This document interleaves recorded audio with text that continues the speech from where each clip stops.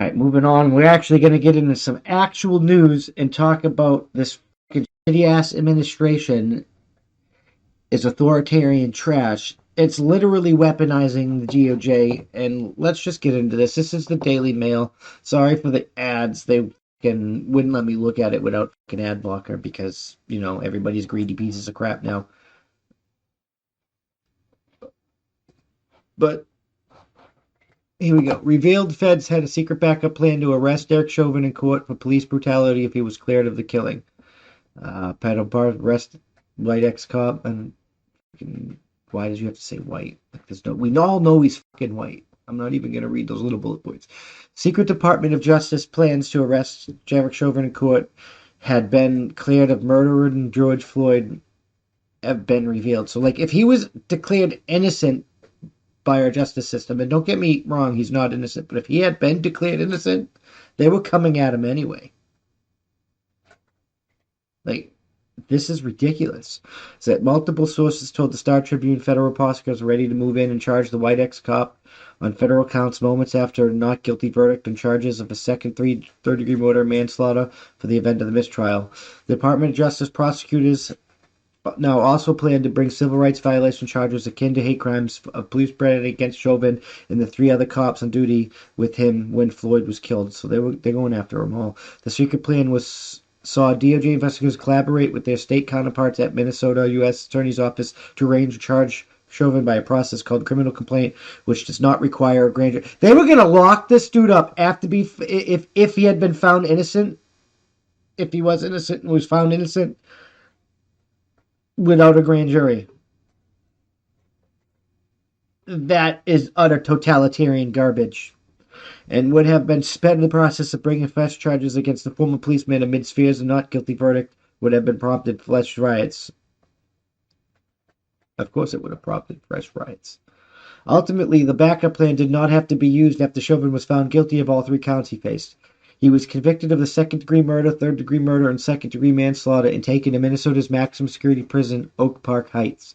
He will be sentenced on June 25th after the court pushed it back from its initial date of June 16th. He faces up to 40 years in prison.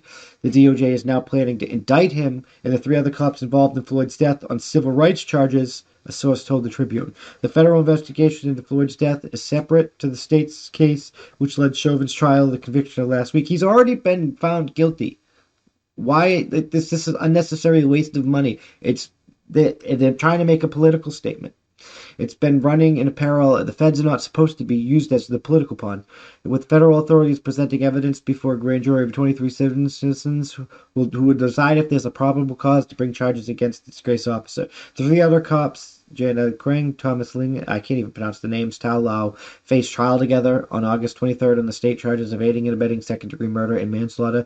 They denied those allegations and were fired from their jobs at Minneapolis PD in the wake of Floyd's death. The Minnesota AG's office wants to also add the charges. So I didn't know this. They're actually charging the other three offices too now. They didn't check him for 8.5 minutes. That's negligence. Degree murder in each case. Now, the DOJ wants to indict Chauvin on federal civil rights violations over Floyd's death in 217 instances where he knelt on a black 14-year-old's neck for nearly 17 minutes. Kulau and Lau would have been indicted over Floyd's death. I mean, if he's shown a history, maybe, but can I trust you because of all the garbage? Chauvin has never faced any charges over the 2017 incident, which detailed surfaced last year as state prosecutors asked the judge to allow them to use the case as evidence in the former cop's use of force of his trial.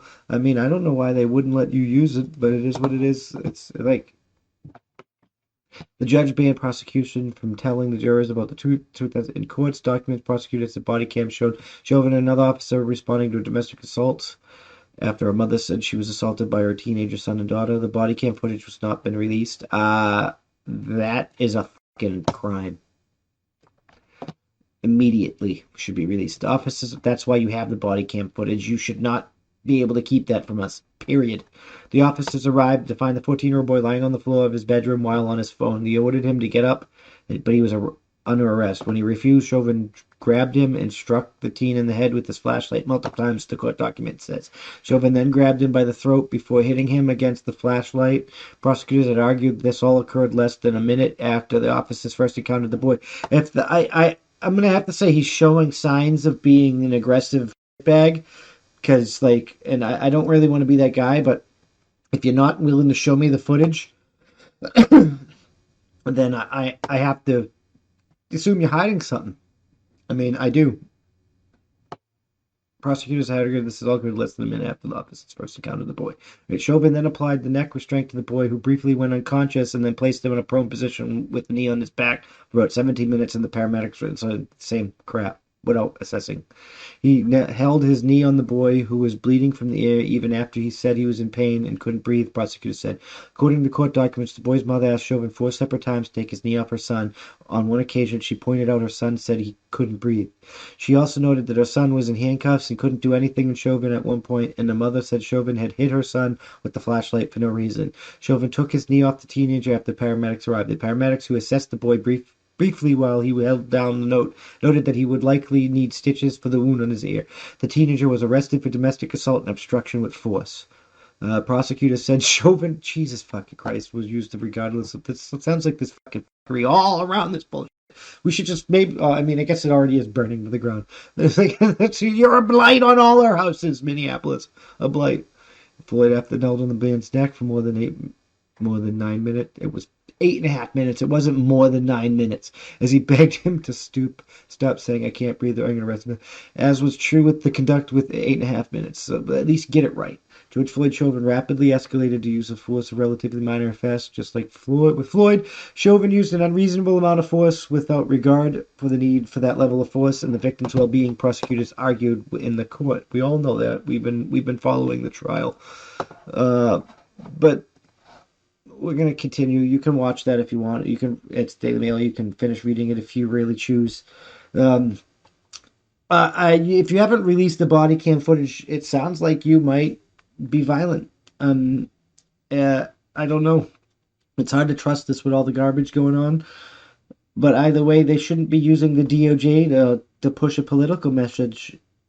And this is not the only time they're using that. We'll get into that, what they're doing next, because they're fucking over Rudy Giuliani too. I'm just saying.